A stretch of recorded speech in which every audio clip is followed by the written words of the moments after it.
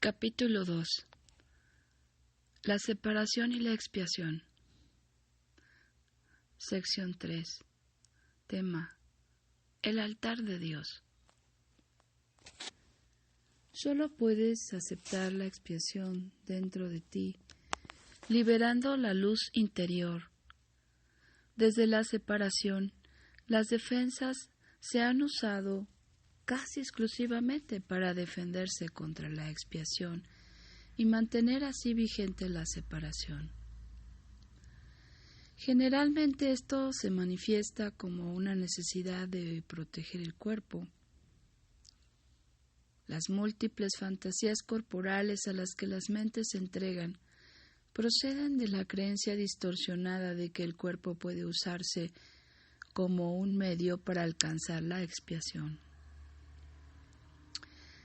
Percibir el cuerpo como un templo es únicamente el primer paso en el proceso de corregir esta distorsión, ya que solo la altera en parte. Dicha percepción del cuerpo ciertamente reconoce que la expiación en términos físicos es imposible. El siguiente paso, no obstante, es darse cuenta de que un templo no es en modo alguno una estructura. Su verdadera santidad reside en el altar interior en torno al cual se erige la estructura. Hacer hincapié en estructuras hermosas es señal de que se teme a la expiación y de que no se ha expuesto, no se ha estado dispuesto a llegar al altar en sí. La auténtica belleza del templo no puede verse con los ojos físicos. La visión espiritual, por otra parte, al ser una visión perfecta, no puede ver la estructura en absoluto. Puede, no obstante, ver el altar con perfecta claridad. Para que la eficacia de la expiación sea perfecta, a ésta le corresponde estar en el centro del altar interior, desde donde subsana la separación y restituye la plenitud de la mente. Antes de la separación, la mente era invulnerable al miedo, ya que el miedo no existía. Tanto la separación como el miedo son creaciones falsas que tienen que deshacerse a fin de que se pueda restaurar el templo y abrir el altar para que reciba la expiación. Esto supone el fin de la separación al poner dentro de ti la única defensa eficaz contra todo pensamiento de separación, haciendo de este modo que sea absolutamente invulnerable. El que todos acepten la expiación es solo cuestión de tiempo. Tal vez parezca que esto contradice su libre albedrío, dada la inevitabilidad de la decisión final, pero en realidad no es así. Puedes aplazar lo que tienes que hacer y eres capaz de enormes dilaciones, pero no puedes desvincularte completamente de tu Creador. Quien fija los límites de tu capacidad para crear falsamente una voluntad aprisionada engendra una situación tal que, llevada al extremo, se hace completamente intolerable. La resistencia al dolor puede ser grande, pero no es ilimitada. A la larga, todo el mundo empieza a reconocer, por muy vagamente que sea, que tiene que haber un camino mejor. A medida que este reconocimiento se arraiga más, acaba por convertirse en un punto decisivo en la vida de cada persona. Esto finalmente vuelve a despertar la visión espiritual y al mismo tiempo mitiga el apego a la visión física. Este alternar entre los dos niveles de percepción se experimenta normalmente como un conflicto que puede llegar a ser muy agudo. Aun así, el desenlace final es tan inevitable como Dios. La visión espiritual literalmente no puede ver el error y busca simplemente la expiación. Todas las soluciones que los ojos del cuerpo buscan se desvanecen. La visión espiritual mira hacia adentro e inmediatamente se da cuenta de que el altar ha sido profanado y de que necesita ser reparado y protegido. Perfectamente consciente de la defensa apropiada, la visión espiritual pasa por alto todas las demás y mira más allá del error hacia la verdad. Debido a la fuerza de su visión, pone a la mente a su servicio. Esto restablece el poder de la mente y hace que las demoras le resulten cada vez más intolerables al darse cuenta de que lo único que hacen es añadir dolor innecesario. Como resultado de ello, la mente se vuelve cada vez más sensible a lo que antes habría considerado solo pequeñas molestias. Los hijos de Dios tienen derecho al perfecto bienestar que resulta de tener perfecta confianza. Hasta que no logran esto, se agotan a sí mismos y desperdician sus verdaderos poderes creativos en fútiles intentos por obtener un mayor bienestar, valiéndose de medios inadecuados. Sin embargo, los medios reales ya les han sido provistos y no requieren esfuerzo alguno por su parte. La expiación es la única ofrenda digna de ser ofrecida en el altar de Dios, debido al valor que el altar en sí tiene. Fue creado perfecto y es absolutamente digno de recibir perfección. Entre Dios y sus creaciones existe una perfecta interdependencia. Él depende de ellas porque las creó perfectas. Les dio su paz para que nada las pudiese alterar ni engañar. Siempre que tienes miedo, te engañas a ti mismo, y tu mente no puede servir al Espíritu Santo. Eso te deja hambriento, pues te niega el pan de cada día. Dios se siente solo sin sus hijos, y sus hijos se sienten solos sin Él. Tienen que aprender a ver el mundo como un medio para poder y poner fin a la separación. La expiación es la garantía de que finalmente lo lograrán. Bien, pues ha llegado el momento de poder tener como esta lectura un apoyo,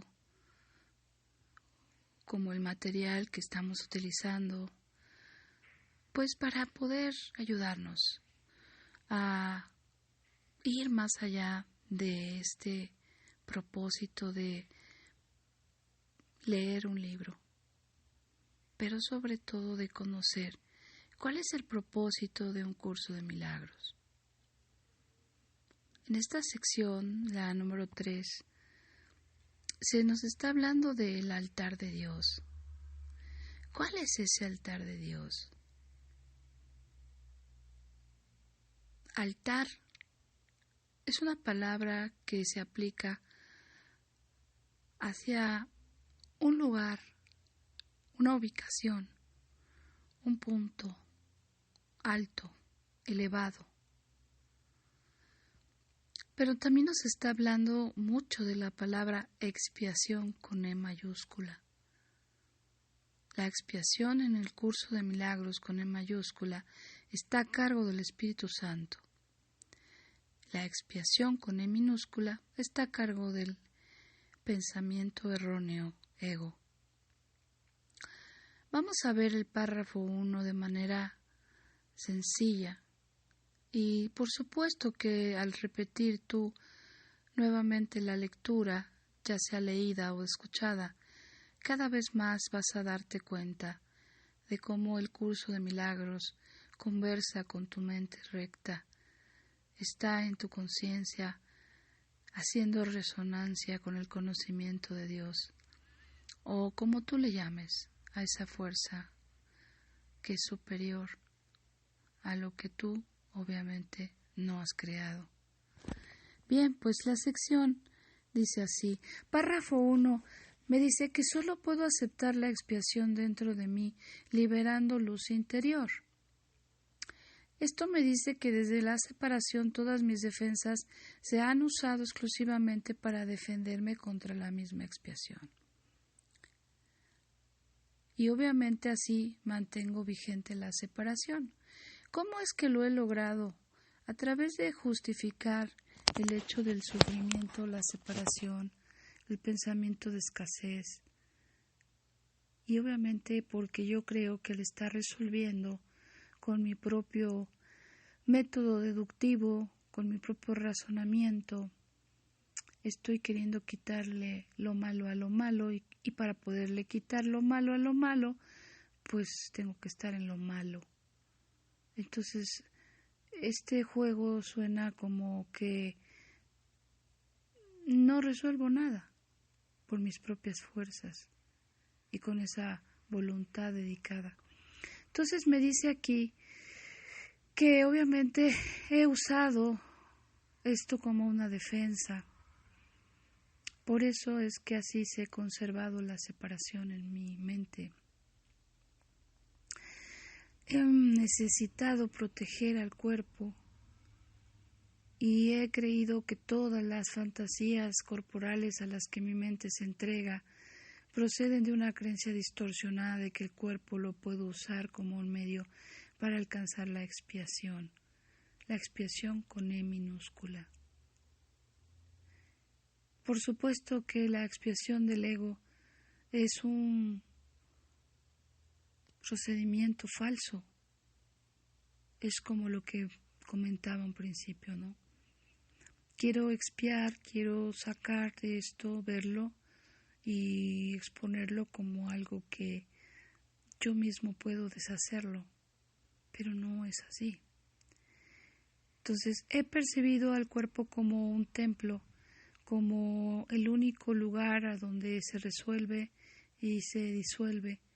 Pero obviamente esto es muy, muy profundo porque fíjate que si yo me pongo a ver cómo el proceso de corregir una distorsión solo altera dicha parte, involucrando incluso que el cuerpo es protagonista,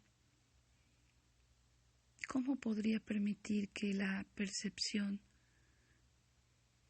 de que el cuerpo ciertamente sirve para la expiación sea realmente verdadero? ¿Cómo podría ser esto? Por supuesto que la expiación no se puede llevar con el cuerpo. Hablando de la expiación con E mayúscula. Esto me dice que entonces mi verdadera santidad reside en un altar interior.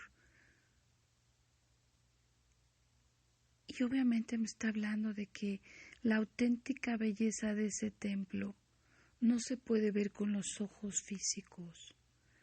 Que la visión espiritual, por otra parte, al ser una visión perfecta, no puede ver la estructura en absoluto con los ojos físicos. Entonces, en el párrafo 2 me dice que para que la eficacia de la expiación, con E mayúscula, sea perfecta, le corresponde estar en el centro del altar interior, desde donde subsana la separación y restituye la plenitud de la mente. ¿Dónde está ese altar de Dios?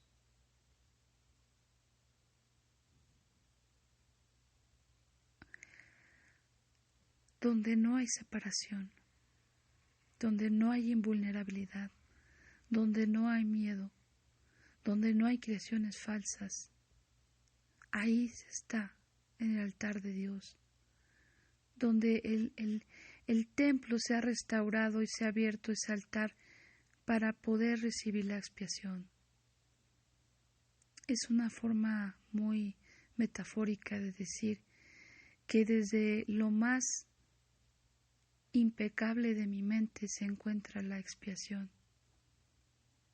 En el párrafo número 3 dice, el que todos acepten la expiación es solo cuestión de tiempo. Pues sí, de tiempo, de este mundo de formas.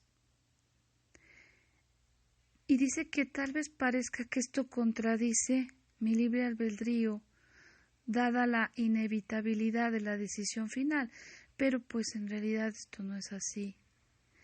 Puedo aplazar en el tiempo lo que tengo que hacer, darme cuenta, dejar de sufrir, dejar de condenar, dejar de justificar, dejar de juzgar, dejar de ponerme del lado del pensamiento erróneo, egoico. Puedo aplazarlo, puedo seguir sufriendo, puedo seguir diciendo no quiero esto, pero estoy haciendo lo mismo, porque lo justifico, o porque creo que solamente cuando llegue al fin de ese sufrimiento, pues voy a alcanzar el altar de Dios. Pero en realidad esto no es así. Puedo aplazar lo que tengo que hacer y soy capaz de echarme los días enteros, los meses, como así lo hice en algún momento. Pero no puedo desvincularme completamente de mi Creador. Jamás va a suceder eso, aun cuando yo haga ese aplazamiento. Quien va fijando los límites de mi capacidad para crear falsamente.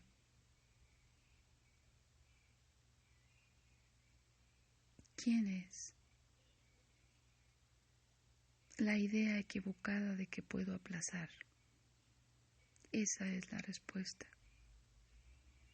La voluntad que está aprisionada engendrando situaciones que me llevan a un extremo y a otro, en donde hasta que ya se hace completamente intolerable, hasta que la resistencia al dolor es tan grande, quizá en ese momento pueda ceder al altar de Dios. A la larga todo el mundo empieza a reconocer, por muy vagamente que sea, que tiene que haber un camino mejor, y es ahí donde empezamos a levantar la mirada del suelo y empezar a pensar eso. Debe de haber otra manera de vivir en esta experiencia, de pasar por este sendero. Entonces, a medida que mi reconocimiento se arraiga más, estoy llegando a un punto decisivo de convertirme en esta vida hacia el altar de Dios.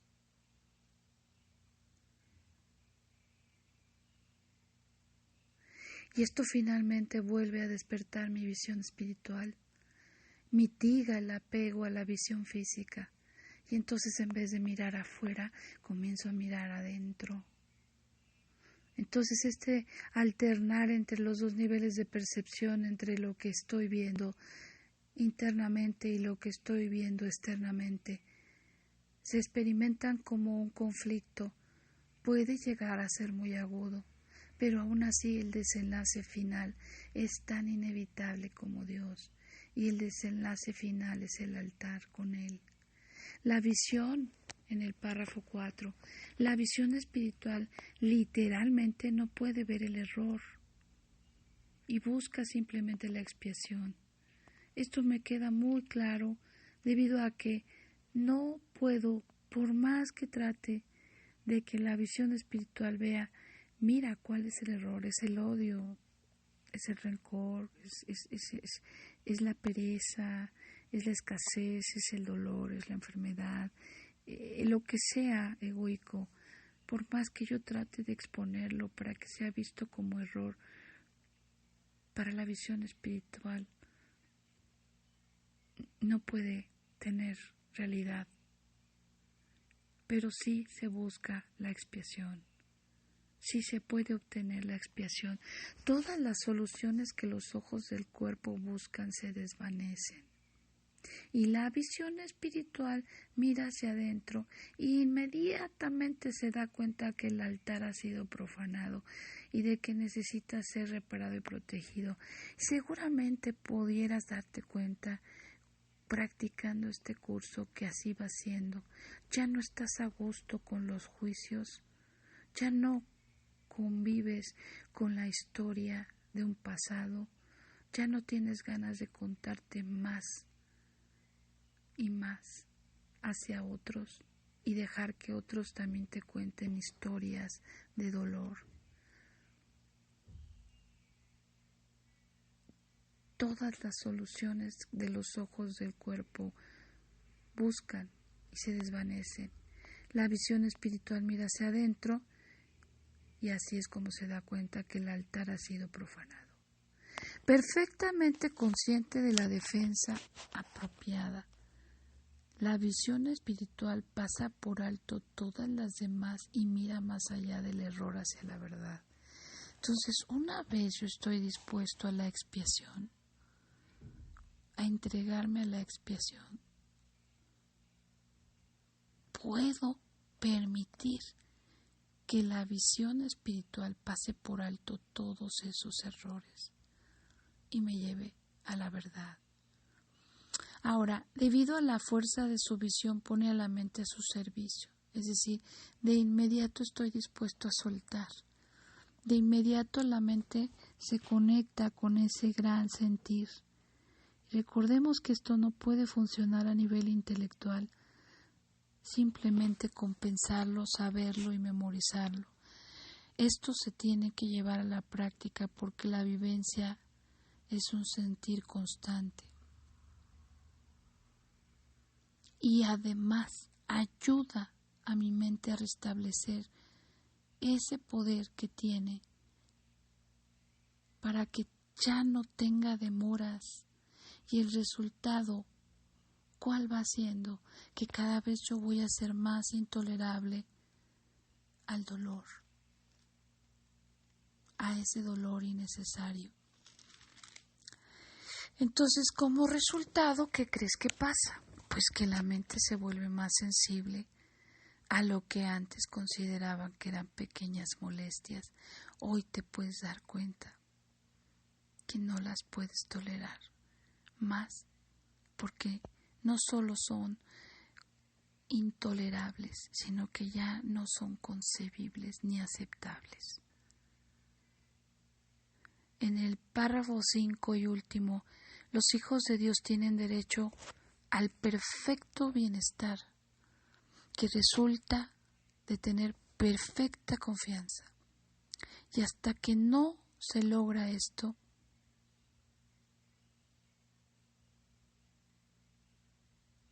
llega un momento en el que quizá, si se sigue identificado con todo aquello que vengo jalando, cargando, arrastrando, pues esto agota. Esto es estar perdiendo mi poder creativo en cosas inútiles, tratando de mantener un bienestar mayor, valiéndose de métodos inadecuados y me atrevería a añadirle que con fecha de caducidad.